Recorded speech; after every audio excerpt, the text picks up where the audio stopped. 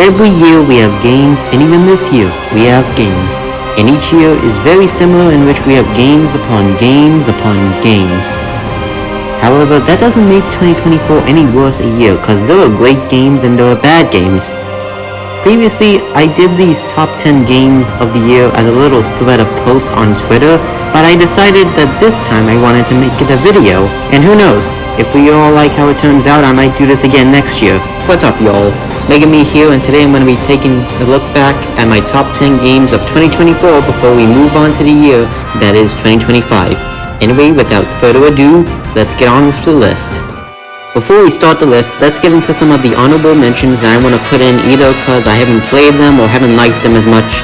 So first off, we got the Mario RPGs, Paper Mario, the 1000 Year Door remake for Switch, and Mario & Luigi Butter Ship. 1000 Year Door honestly got close to making it to the list as it's one of the perfect Mario RPGs out there with very few issues and is a prime example of a Mario RPG where they just cooked hard, no shits given about the writing and what was to be included.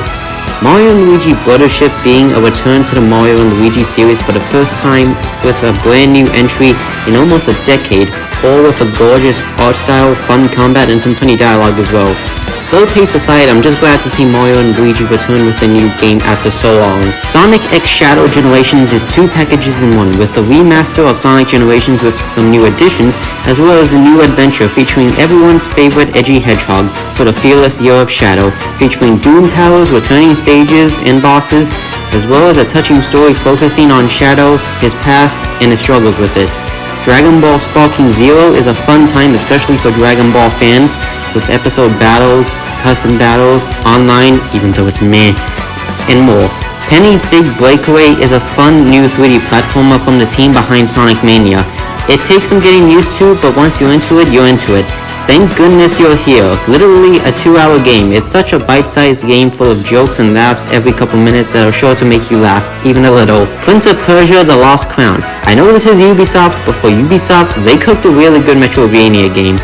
It's surprising that it's as good as it is. A shame that the team shut down though. They need to make more platformers again instead of these open worlds all the time. Granblue Fantasy Relink. Really fun, visually gorgeous. I really like how there's multiple characters you can play as, each with their own playstyle to tailor to each and everyone's tastes. Tekken 8 had me coming back often, whether it's due to the story DLC or just because I want to play some Tekken for a bit. Out of the 3 big recent fighting games, this might have the best story mode to me. And last but not least, Dragon Quest III HD 2D Remake. As of writing the script, I have not started. Maybe I'm playing it as you're watching this, but I just put it there because it looks so freaking beautiful and I definitely want to at least give it a go at some point.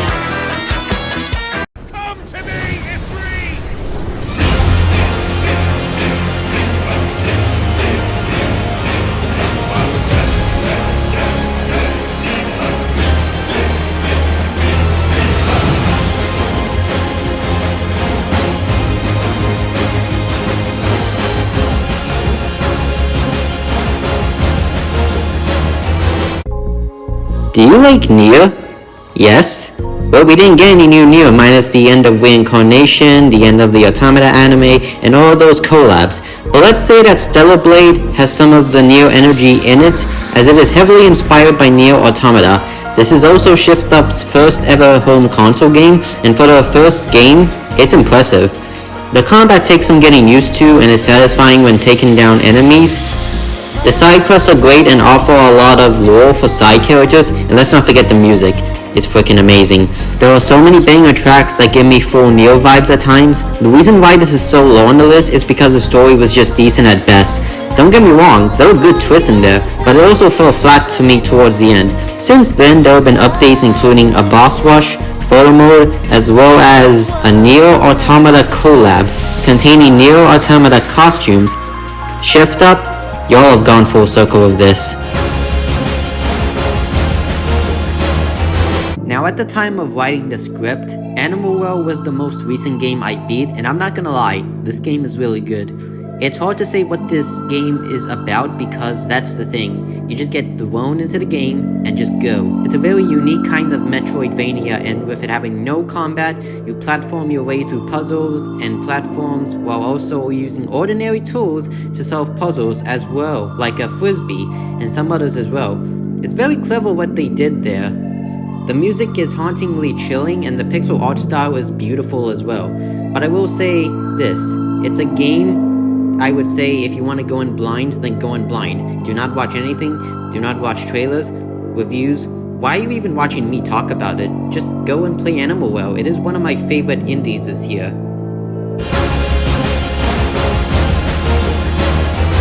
Now, I know I talked shit about the Game Awards nominating Shadow of the Erdtree as Game of the Year this year. I personally think it's unfair for a DLC to be nominated for something that is meant for video games. But that doesn't mean I think it's a bad DLC. In fact, it's too good for me to exclude off this list, and considering I had played through Elden Ring before getting to Shadow of the Erdtree, this is a great addition to the game of the year that is Elden Ring. There's a new map entirely made just for this DLC, filled with new enemies, bosses, areas, and more lore, and considering I had beaten Millennia before beating base game, I felt ready, and even then there were still bosses I at least struggled against once. I will say the whole schedule tree fragments thing is odd to me, especially when I just spent the whole base game just leveling up and getting stronger from it. Even so, I kept fighting, finding fragments, getting stronger. This DLC may not be Game of the Year material to me, but it is still a pretty damn good DLC. Also, the final boss is the reason this is so low. It's just very difficult. I still beat it, but it is one of the biggest difficulty jumps I have ever felt in a video game.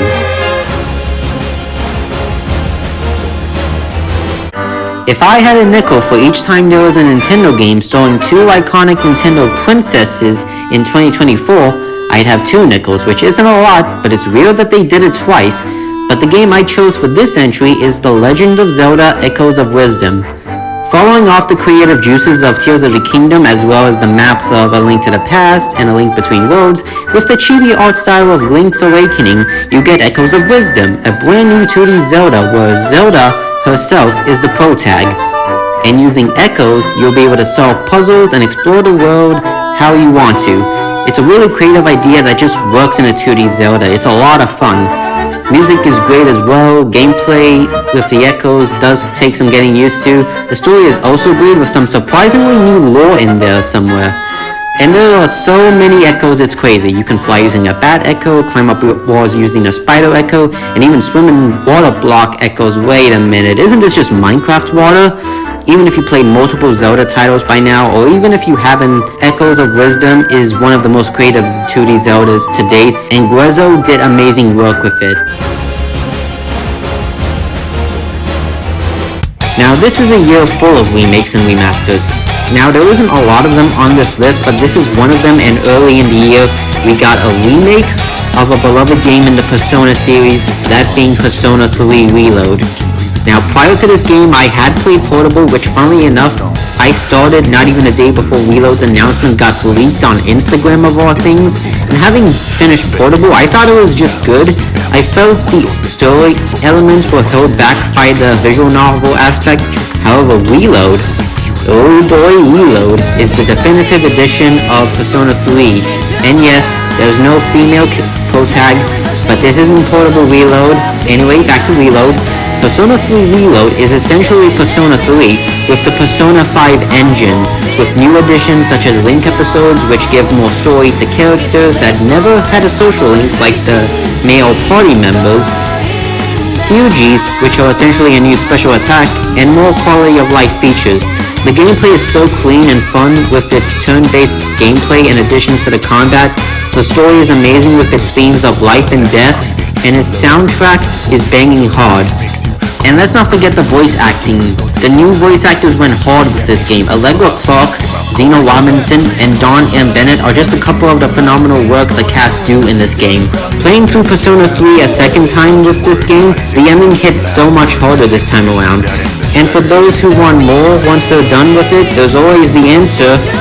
which is only available via an expansion pass. Who am I at the start? This was a good idea. When it comes to survival horror games, I don't play a lot of them. I played the Little Nightmares 1 and 2, I have played a Dead Space remake, but I think this recent one I picked up has become a favorite in the genre for me, and that is the Silent Hill 2 remake. Now I did play Lost Message earlier this year and that was meh, but Silent Hill 2 hits different. Never played the OG, but the remake is amazing. The story is great with James going through the town of Silent Hill and its many areas in order to look for his wife Mary, who supposedly died. Scary creatures standing your way, from terrifying bosses to even Pyramid Head, who was scary as hell and one of the best parts about this game. The music is also amazing, and the spooky vibes this game gives is perfect for the spooky season of Silent Hill. The gameplay is also great, as you take down creatures using a gun or a wooden plank, solve puzzles using various clues you find throughout, and meeting various characters who all have their own issues to deal with. And I will say, at the beginning, Blubber Team had a lot of negative reception regarding how the game looked, but since then they fixed things and polished the game more so before launch to release a worthy remake. They had quite a redemption arc, and they cooked with the remake of Silent Hill 2. And even though I'd be down for them to remake other Silent Hill games, I'm keeping an eye out for their upcoming new IP, Chronos: The New Dawn, in the coming years.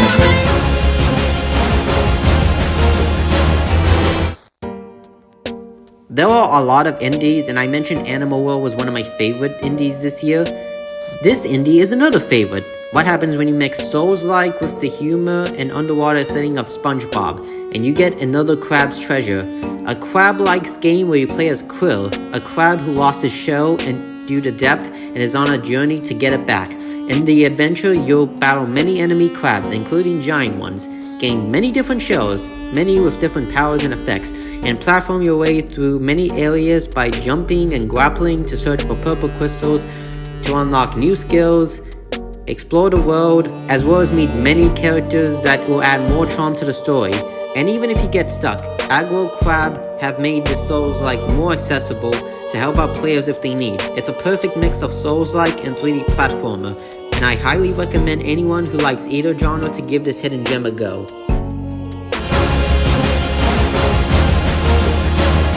Okay y'all, we're at the top 3 from the beginning. This game was always among the top of the year for me. However, in the last couple months, 2 more games have come out and have topped over this one. Which is crazy because Final Fantasy VII Rebirth is an amazing game. Back in 2020, Final Fantasy VII Remake not only introduced me to Final Fantasy VII, but Final Fantasy in general. And since then, I had played the OG Final Fantasy VII, Crisis Core, as well as watched Advent Children. Now going through Rebirth, I had the time of my life with this game. I didn't do everything, of course. There's just so much I could do before feeling burnt out on content, because there's so much content that it's not even funny.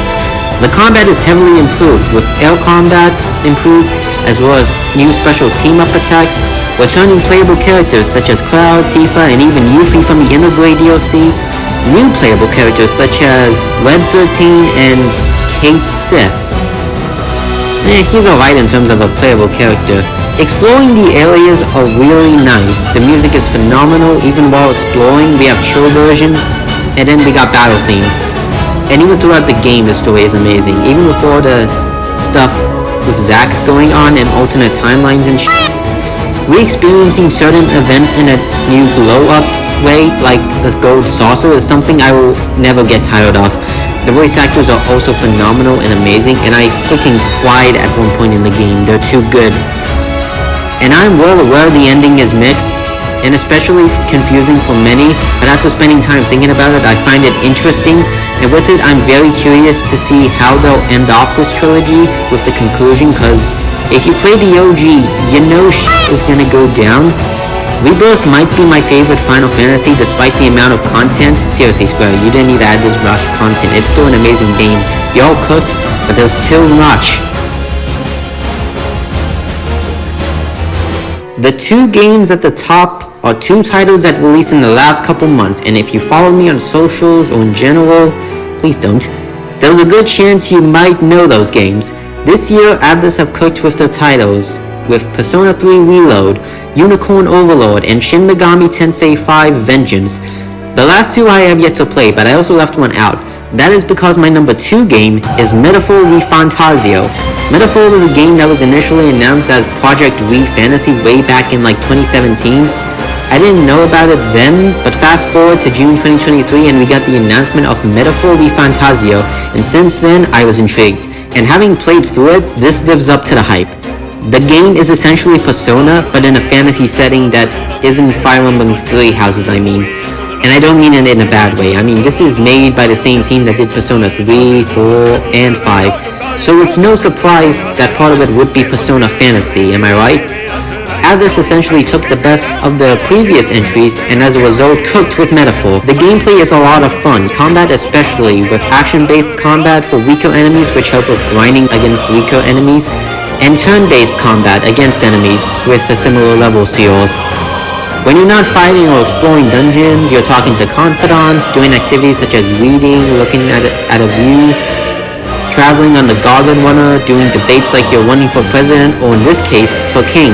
The archetype job system is fun too, allowing you to mix and match jobs with different characters and see what works with what. The story is amazing. It's slow at first, but really picks up and gets crazier and crazier throughout with all its twists and turns. The characters are amazing, love them, especially with the voice actors' performances. They did amazing work. The menus and art style look gorgeous. I love that they decided to not to make the protag a silent protag this time. It really works for the character he is.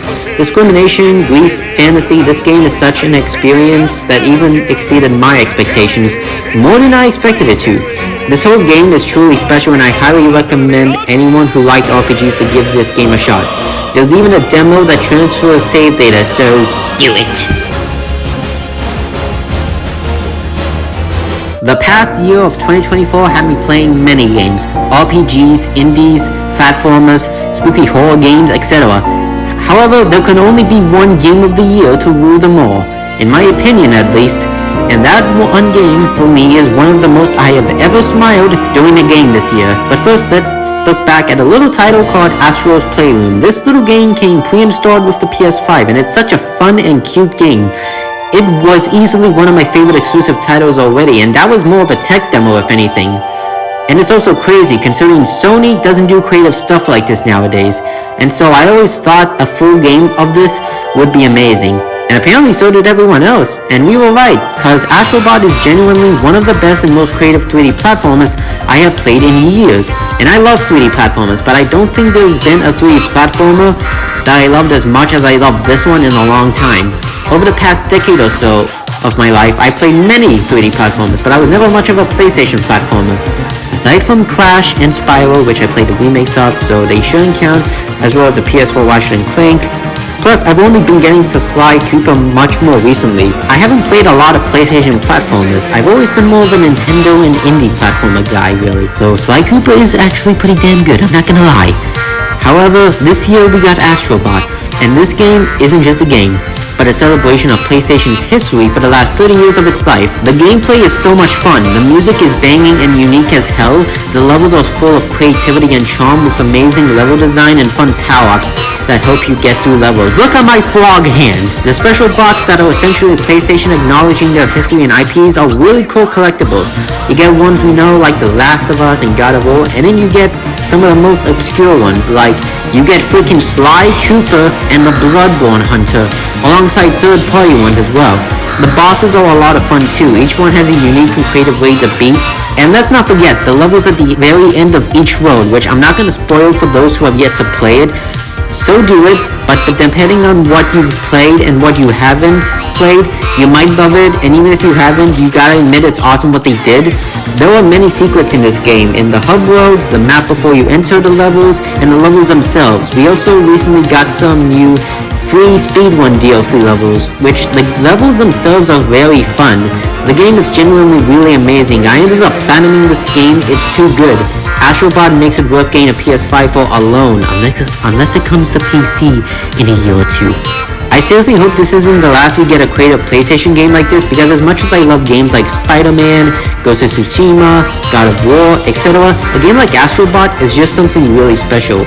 It is one of my favorite PS5 games as well as one of my favorite 3D platformers out there, alongside Super Mario Odyssey. Astrobot is my game of the year and it is my favorite video game of 2024. Thank you Team Asobi for creating this game and for blessing us with Astrobot. I hope to see him return once again, whether it be with more DLC or a brand new platformer. Also, Astrobot won Game of the Year and that is just so amazing. They deserved it. Sony, you better be watching. You better see that this means platformers can still be great, can still be creative, and can still matter in the gaming world.